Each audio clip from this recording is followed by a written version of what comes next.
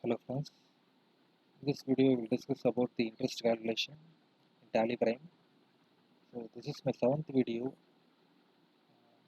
I have discussed the concepts in the most prescribed and the most simplest way so that the users can understand it more clearly.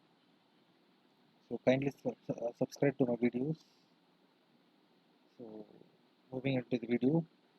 So my first step in interest calculation is to activate the interest calculation. So I'm clicking on company, features. Here I can see enable interest calculation. Yes.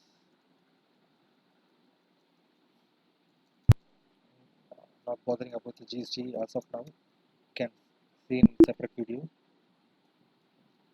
So I have activated the interest calculation. Okay. So this is my new company. Now I am creating the ledger vendor.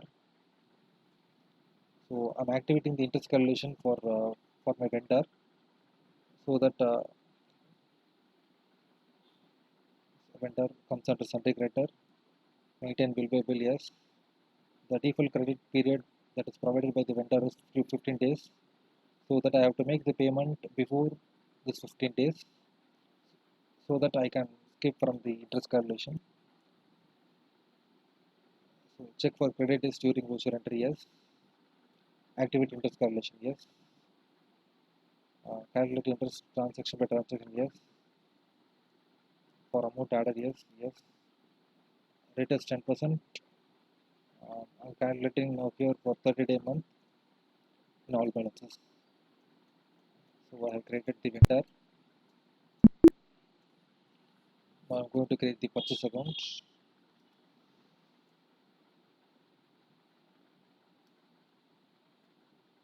Comes under purchase.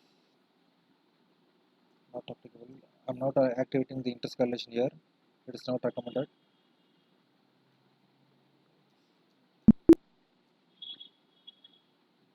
Okay. I'm going to create the voucher. Creating purchase. Source number is 1. Purchase from the vendor. Purchase account. Not having the item 2. For example, goods, units.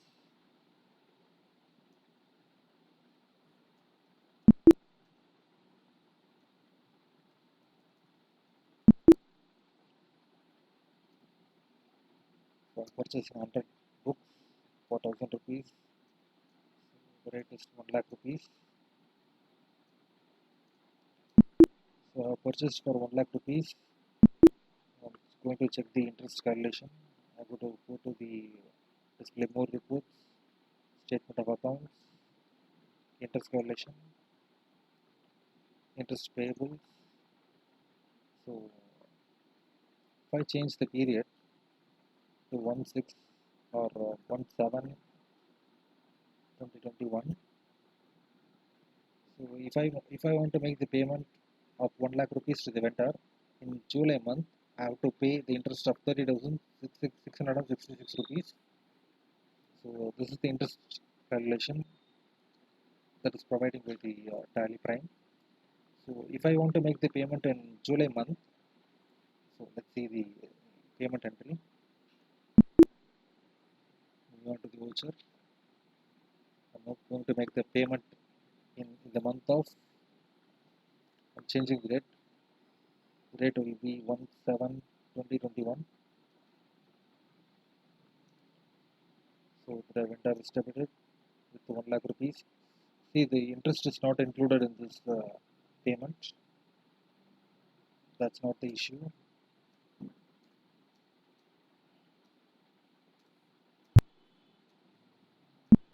So if I want to make the interest payment, I have to go with the credit note. So before going to the credit note, I should make some changes in the credit note voucher. So I'm moving to the masters voucher type. I'm going to alter the credit note. So this is the settings for credit note voucher. I'm including the interest calculation scenario in credit note. I'm entering the name of the class as interest. Use class for interest accounting, yes. Okay. This is the only difference I'm going to change here. So now I can record the credit note. Go into the vouchers. Here I can find the credit note.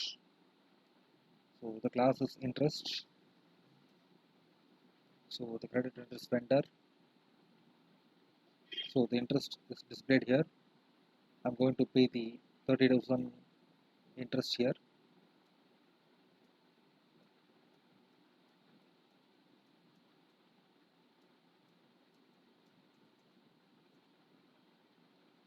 I'm making on account, purchase account.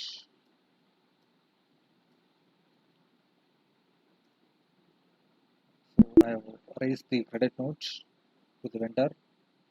Now I'm going to see the balance sheet, how this is playing. So now the current liability shows that I should pay the interest. So now I can pay the interest. Moving on to the vouchers, payment. So the entry should be, vendor account should be debited for the interest amount. The cash should be credited. I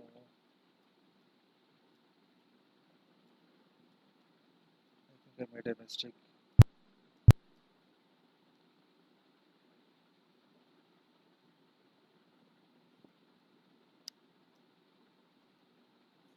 Against reference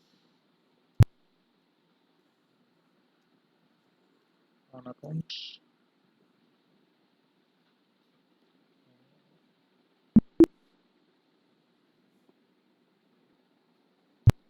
So this should be the entry.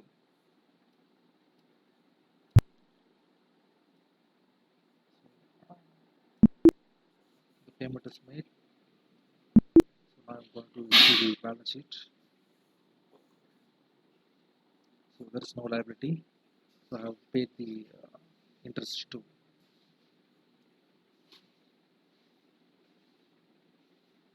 So my balance sheet appears like this. My day book. So this is the 1 lakh rupees is the this is the amount which I have purchased, and this is the credit note raised for the interest payment, and I have paid the interest amount too. So these are the entries that should be passed, and this is the procedure for interest calculation. Thank you.